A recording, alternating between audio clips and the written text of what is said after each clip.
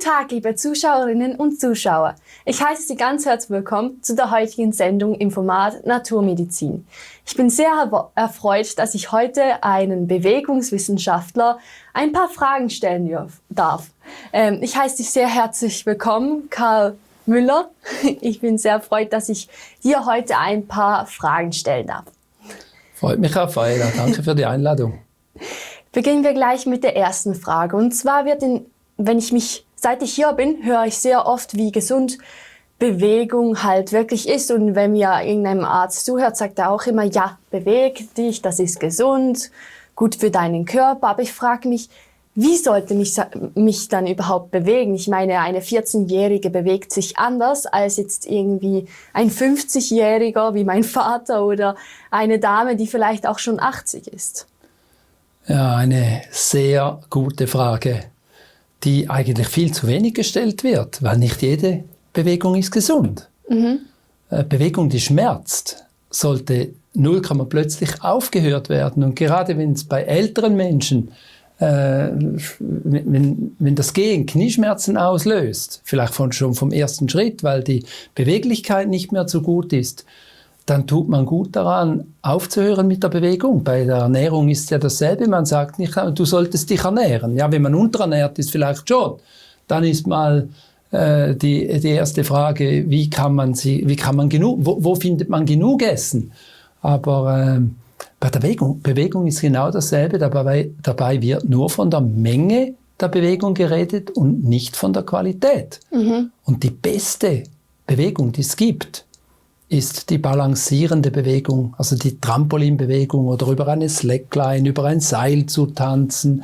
Generell auch tanzende Bewegung ist natürlich viel besser, als irgendwie passiv zu gehen. Man sieht hier auf diesem Bildschirm die Bewegungen rechts, die sollten vermieden werden. Also Menschen, die so gehen wie das Skelett rechts oder wie die Person rechts, die müssen zuerst mal nach der Qualität der Bewegung fragen und nicht nach der Menge. Die Menge kann dann erst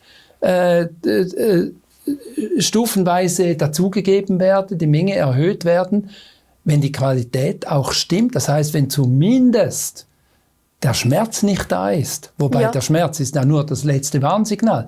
Die Frage nach der Qualität der Bewegung ist außerordentlich wichtig und hat viel zu kleinen Stellenwert. Und wenn ich jetzt das so fragen darf, wenn jetzt es Zuschauer darunter gibt, die vielleicht schon die Jahre 80 so erreicht haben, was würden Sie empfehlen als Bewegung, einen Spaziergang? Oder kann man da wirklich sagen, wenn Sie keine Schmerzen empfinden, joggen zu gehen? Also wenn man keine Schmerzen hat, joggen ist sicher weniger schlimm, weil man dann ja noch ein gewisses Potenzial hat, bis dann die Schmerzen kommen. Wobei, wenn die Qualität nicht stimmt, dann ist es nur eine Frage der Zeit, bis die Schmerzen kommen. Die beste Bewegung, wie ich erwähnt habe, ist Trampolinbewegung. Alles, was balancierend ist. Das hilft gegen Knieschmerzen, das hilft gegen Hüftschmerzen und Rückenschmerzen, wobei man bei Hüft- und Rückenschmerzen ein bisschen aufpassen muss. Da darf man auch nicht zu lange balancieren, weil das dann noch mehr Anspannung gibt, weil bei den Rücken- und Beckenproblemen, bei den Hüftschmerzen und Rückenschmerzen ist tendenziell zu viel Verspannung, zu viel Blockaden drin. Dann sollte man eher schnelle Bewegungen machen, wie zum Beispiel Trampolin, Tanzen. Da gibt es natürlich Unterschiede je nach von Schmerzsituation, aber auch vom Alter her. Das kann ich jetzt auch wirklich sehr gut bestätigen, denn ich persönlich tanze ja auch sehr viel und wenn man da diese Bewegungen macht, braucht man ja auch Spannung und Kraft und die Bewegung ist dann halt auch ziemlich dabei. Ja, genau. Abwechslung zwischen Anspannung und Entspannung. Aber sobald die Belastung kommt, muss der neuromyofasziale Apparat in der Fachsprache, also muss der Muskelfaszienapparat angespannt sein. Wenn man angespannt ist, wie man beim Trampolinspringen auch ist, wenn man nicht angespannt ist, da würde man ja zusammenbrechen. Wenn die Muskeln vorgespannt sind, dann wirken diese Muskeln auch als Stoßdämpfer für die internistische Stoßdämpfer für die Gelenke. Sie haben vorher erwähnt für die Balance, das Trampolin und die Slackline. Wollen Sie vielleicht noch kurz erklären, was eine Slackline ist? Das kennen vielleicht nicht so viele. Eine Slackline ist so wie ein Seil, wo man drüber geht, aber es ist nicht ein Seil, es ist so ein Band. So ein Gummiband. Es ist eigentlich nicht Gummi, es ist recht. Also Gummi lässt sich dehnen und dieses Band lässt sich nicht so stark dehnen, ist eher ein Stoffband, also aus Textilmaterial, ohne Gummifasern, aber weil es so lang ist, hat es einen leichten Dehneffekt. Wenn man da drauf steht oder drüber geht, dann schwingt das, so wie ein Seil eigentlich auch. Das ist ja auch nicht ein Seil, wo man Seiltanzen macht, das ist ja auch nicht so dehnbar, ist einfach ein breiteres, ein Seil zum Seiltanzen, aber ein breiteres Stoffband. Ja. Dann habe ich sonst noch eine kleine Frage, und zwar haben Sie vorher erwähnt, sobald etwas schmerzt, sollte man damit aufhören. Wenn ich jetzt zum Beispiel meine Dehnübungen mache, dann habe ich auch einen gewissen Schmerz. Gilt das jetzt als Schmerz oder ist das etwas, das immer gut ist, ein bisschen weiterzumachen? Super Frage, Schmerz ist eben nicht Schmerz. Es gibt stechende Schmerzen, es gibt ziehende Schmerzen, es gibt entzündliche Schmerzen und die Schmerzen, die eine Arthrose zum Beispiel auslösen, oder wo eine Arthrose dahinter, das ist eher ein stechender Schmerz, das ist kein ziehender Schmerz. Beim Dehnen ist es eher ein ziehender Schmerz und der lässt dann auch nach. Also wenn man dehnt und 1 Minute bleibt, dann lässt der Schmerz nach. Das ist dasselbe wie bei der Physiotherapie, wo man Faszientherapie macht, wo man mit der Faszienrolle oder so, wo man reindrückt und dann nicht einfach hin und her bewegt, sondern dort stehen bleibt, dann lässt der Schmerz nach, weil die Verklebung sich gelöst hat. Dasselbe ist auch bei den Dehnungsschmerzen. Der lässt nach, sobald die Verklebung nachlässt. Und ich denke, das ist auch etwas sehr Gutes, denn eben Bewegung, der Körper ist fit, ein bisschen dehnen und er bleibt elastisch und eben beweglich. Ja, genau. Das ist das Ziel, elastisch und beweglich zu bleiben. Ja, bis ins hohe Alter. Genau. Bis zum letzten Atemzug. Gehen wir weiter, und zwar sagen wir, ich habe jetzt wirklich Lust, mich zu bewegen. Ich habe meine Motivation diese Woche, aber nächste Woche hört die Motivation schon wieder ein bisschen auf. Ich habe mir aber ein Abo gekauft und ich gehe jeden Montag 3/4 Stunde mit meinem Trainer dort in diese Halle und muss diese Aufgaben machen. Aber ich habe so keine Lust dazu und zähle die Minuten. Ich frage mich da, ob da mental das dann da auch wirklich bringt, diesen Sport zu machen. Also ob das wie der Körper sozusagen dann auch diese wie genießen kann und so. Sie wissen, was ich meine. Ja, es gibt natürlich unterschiedliche Grundmotivationen. Ob jemand einem Schmerz entkommen will und darum trainiert und dann ist man genügend motiviert, wenn man bei jedem Training merkt, der Schmerz lässt nach. Solange der Schmerz noch nicht ganz weg ist, ist man meistens genügend motiviert. Wenn der Schmerz nachlässt, dann sind die Probleme noch lange nicht weg. Das ist ein riesen Eisberg, der versteckt ist, weil der Schmerz ist ja nur das letzte. Und dann hört dann oft die Motivation auf. Die Motivation ist auch, wenn man Spitzensport betreibt, wie du ja, habe ich gehört, auch, dann muss man sich überwinden und man muss sich halt immer überwinden beim Trainieren. Wobei der Trainer, wenn er das abwechslungsreich gestalten kann und das Training soll auch sowohl im Spitzensport als auch in der Therapie abwechslungsreich sein, weil polysportive Trainings machen mehr Spaß, sind motivierender und bringen auch mehr. Ja. Auch im Spitzensport ist enorm wichtig, dass man nicht immer dasselbe. Ein Fußballer, der will nur mit dem Ball spielen. Aber der muss halt auch dehnen, der muss komplementäres Training machen, dass er Muskeldysbalancen ausgleichen kann, wenn das Training abwechslungsreich ist und wenn man merkt, dass das Training etwas bewirkt, ich glaube, das sind die 2 Faktoren, die auch die Motivation steigern. Sie haben vorher den Fußballer auch erwähnt und ich habe da eine Frage und zwar sagt man immer so, ja Fußballer, das sind die mit den O-Beinen, aber wieso ist das eigentlich so? Ja gut, wir sind im Spitzenfußball tätig, wir sind ja Namensgeber eines Stadions Kibun Park in der obersten Schweizer Liga. Und dort steht natürlich nicht ein O-Bein im Vordergrund. Dort steht im Vordergrund, dass die Spieler, wenn sie mal verletzt sind, möglichst schnell wieder fit werden. Da haben wir unsere Erfahrungen damit mit unserer Kibun-Joya-Methode. Und natürlich auch, damit sie sich nicht mehr verletzen. Also präventiv. Und da haben wir halt unsere elastisch federnden Laufbändern, wo sie täglich drauf gehen, sowohl die Verletzten als auch präventiv, zur Regeneration auch. Und sobald man elastisch federnden Boden unter den Füßen hat, ist das für die Motivation auch viel besser. Das macht einfach viel mehr Spaß. Und das hat auch eine große Wirkung.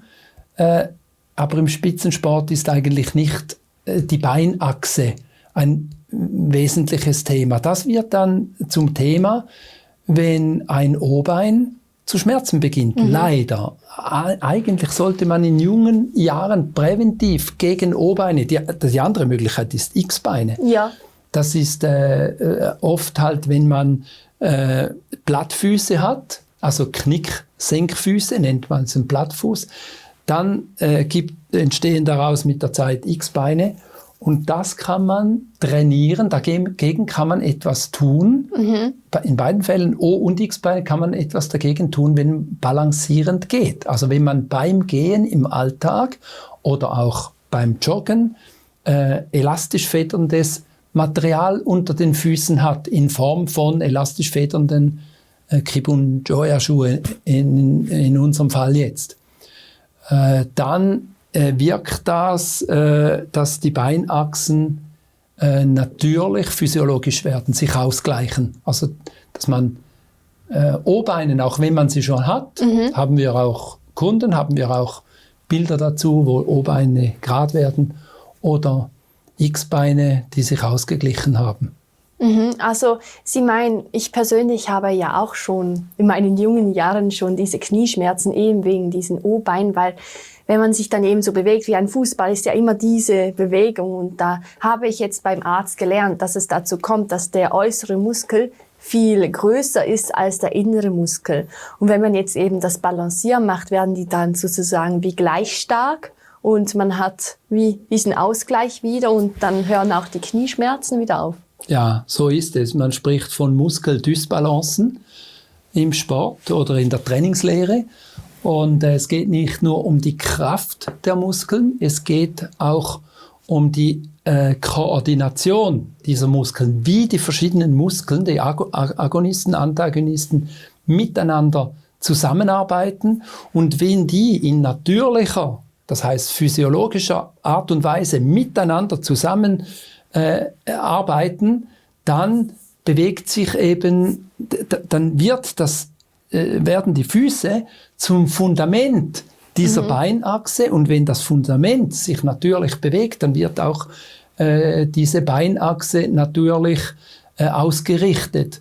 Das heißt, physiologisch gerade ausgerichtet. Und das ist am besten und einfachsten möglich, wenn man einfach im Alltag balancierend durch die Welt geht. Den ganzen Tag, von morgen bis abend, hat man natürlich die höchste Trainingshäufigkeit, am wenigsten Zeitaufwand braucht das, ist am einfachsten und ja, es sind elastisch federnde Sohlen unter den Füßen, die das dann automatisch bewirken.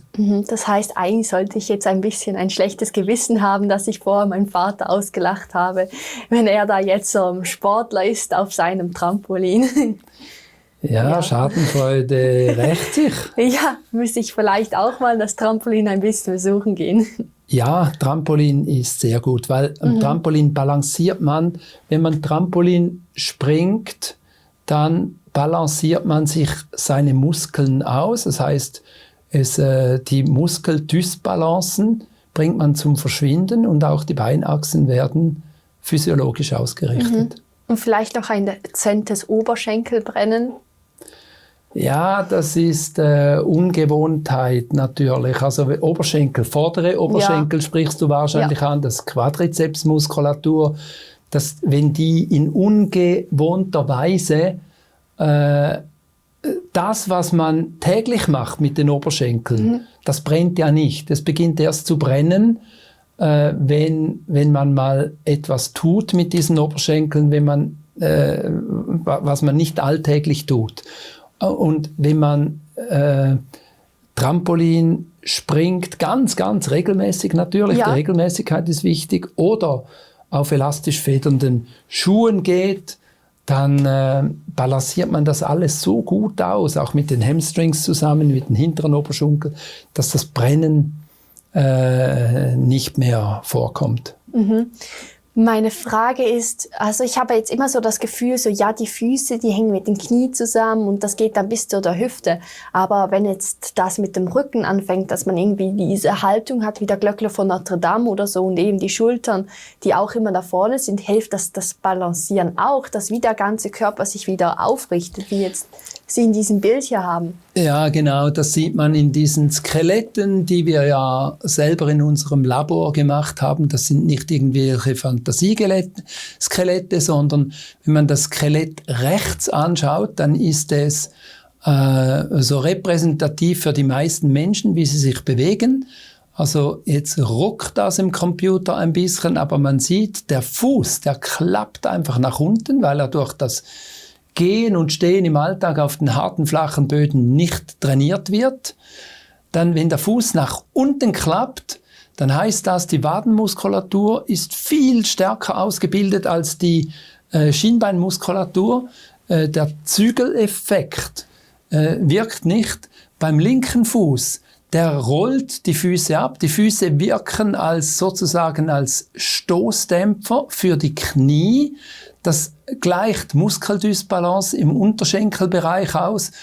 Und das hat eine Folge bis unten. Die Füße, wenn sie sich natürlich bewegen unten, kraftvoll abrollend bewegen, dann nimmt das die Schläge in die Gelenke, bringt Bewegung in das Becken, löst Verspannungen im unteren Rücken, bringt Bewegung in die Brustwirbelsäule, löst den reaktiven Armschwung aus. Man sieht beim Skelett rechts ist der Armschwung wie blockiert, weil das Scharnier, das Beckenscharnier unten, weil das verschlossen ist, kann der Armschwung gar nicht ausgelöst werden. Der Kopf zieht nach vorn, das gibt dann Nackenverspannungen. Das alles hängt eigentlich nur mit der elastisch federnden Abrollbewegung der Füße zusammen. Dort ist auch logisch, das Fundament ist das Entscheidende. Wenn ich etwas ändern will, dann muss ich das Fundament ändern. Oben kann ich korrigieren, was ich will. Wenn ich das Fundament nicht ändere, dann falle ich immer wieder in das gleiche Gang- und Haltungsmuster zurück. Jetzt meine Frage, ich sehe immer wieder so ältere Damen, die schwer nach vorne gebeugt mit ihrem Rollator nur schwer vorwärts kommen. Hilft es auch, ihre Schuhe zu benutzen bei bereits so schlimmen Positionen? Ich meine, die tun mir eigentlich richtig leid. Die können ja mit dem Nacken, müssen die so richtig nach oben drücken, um überhaupt was zu sehen. Das kommt von den Füßen. Schau mal auf die älteren Menschen, wie die gehen. Praktisch alle älteren Menschen oder alle, die so eine Haltung haben, ich würde jetzt behaupten, alle haben Klappfüße. Die Füße, die haben weder Kraft noch Beweglichkeit noch Balancierfähigkeit in ihren Füßen. Darum fallen sie auch. Die Sturzgefahr ist auch viel kleiner. Wie dort beim Bild unten rechts, es wackelt jetzt zwar ein bisschen leider, der Computer mag irgendwie mit der Geschwindigkeit nicht nach. Aber die Füße, die ziehen die Füße nur am Boden, können sie kaum anheben, geschweige denn irgendwie abstoßen. Die Kraft ist weg und die Beweglichkeit. Und wenn man dort unten an die Füße trainiert, Kraft, Beweglichkeit, Balancierfähigkeit der Füße trainiert, durch Gehen und Stehen auf elastisch federnden Materialien, elastisch federnden Sohlen, dann ändert sich auch die Haltung automatisch. Es beginnt alles von unten. Natürlich ist es viel schwieriger, wenn man mit 80, 90 beginnt. Ja. Weil das schon mal eine erste Gegenreaktion gibt am Anfang. Also man muss dann wirklich aufpassen, man muss sich halten am Rollator. Aber mit dem Rollator geht das eigentlich bei den alten Leuten recht gut und die haben auch große Freude, weil vom Kind bis zum Greisen, die haben alle Freude an dieser elastisch federnden Trampolinschwingung. Ja. Das erfreut alle. Und es hat den positiven Nebeneffekt, oder Haupteffekt vielleicht sogar, dass es die Füße trainiert und die Haltung aufrichtet. Jetzt noch so eine Frage nebenbei. Was haben Sie denn für Erfahrungen gemacht, wie schnell das ging, dass die Menschen sich so aufrichteten? Also einen ersten Effekt hat man in ein paar Minuten. Okay, nicht Ja, schlecht. oft kommen ja Ehepartner, ältere Leute. Und dann, wenn der Mann das macht, und meistens ist die Frau eher die Erste, die vorangeht, und der Mann sagt dann meistens nichts, aber wenn dann die Frau sagt, jetzt zieh das auch mal an, und dann probiert es der Mann dann auch, nachdem die Frau vorausgegangen ist, dann sagt sie, wow, du gehst ja ganz anders.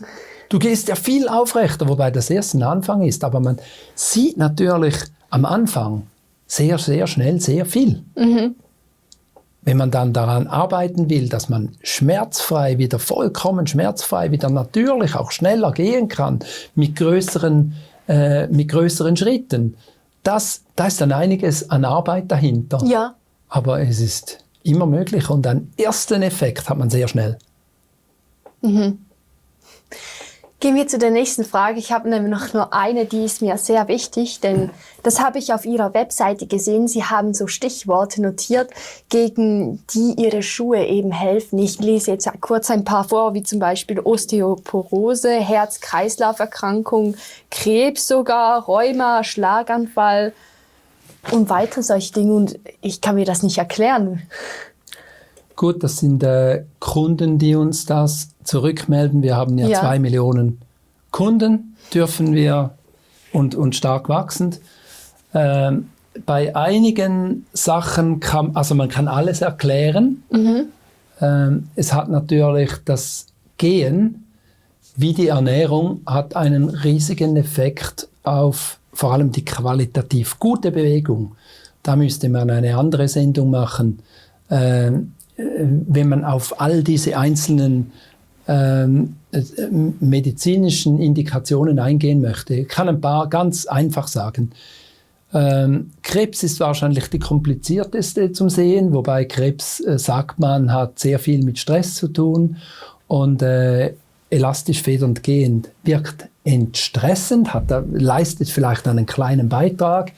Aber es gibt noch andere Faktoren beim elastisch federnden Gehen. Man geht aufrechter, der Bauch wird nicht mehr zusammengedrückt und so weiter. Das sind indirekte Möglichkeiten für Beiträge, die das elastisch federnde Gehen für Krebs zum Beispiel helfen kann. Bei MS, bei Parkinson, bei neurologischen Krankheiten hat es natürlich nicht einen direkten Einfluss auf die Krankheit, aber auf die Symptome melden uns Tausende von Kundinnen und Kunden, weil in den Füßen, die Füße haben noch ganz andere Fähigkeiten als nur mechanische oder biomechanische Kraft, Beweglichkeit und Balancierfähigkeit zu entwickeln, sondern da sind Rezeptoren drin in den Füßen, die über den Faszienapparat, über die Golgis, Ruffinis, Paccinis, die Faszien stimulieren und einen neurologischen Impact haben.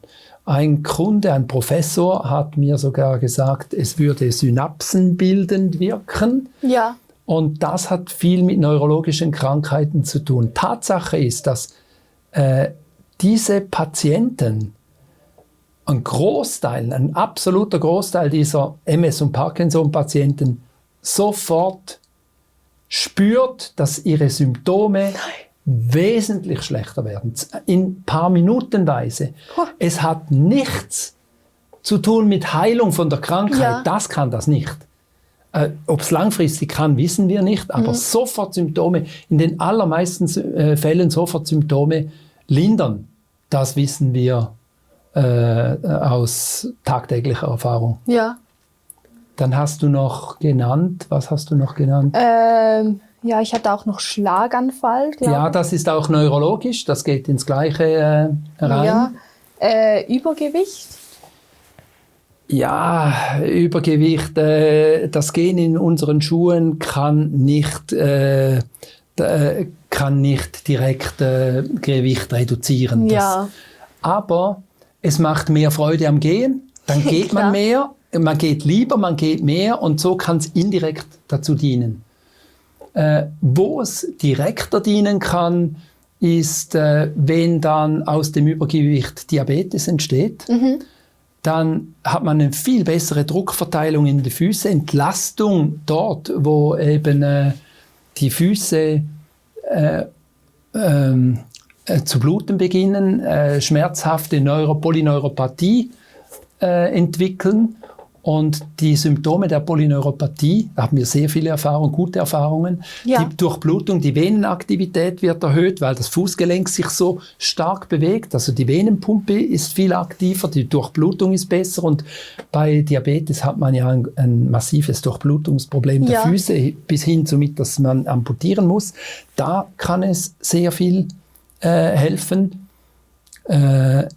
Ja, das sind so die Wirkungsprinzipien, biomechanisch, bewegungswissenschaftlichen Wirkungsprinzipien, wie das elastisch federnde Gehen einen Einfluss haben kann auf diese Art von Krankheiten. Ja, also entschuldigen Sie, aber das ist ja eigentlich unglaublich, was man mit dem alles machen kann.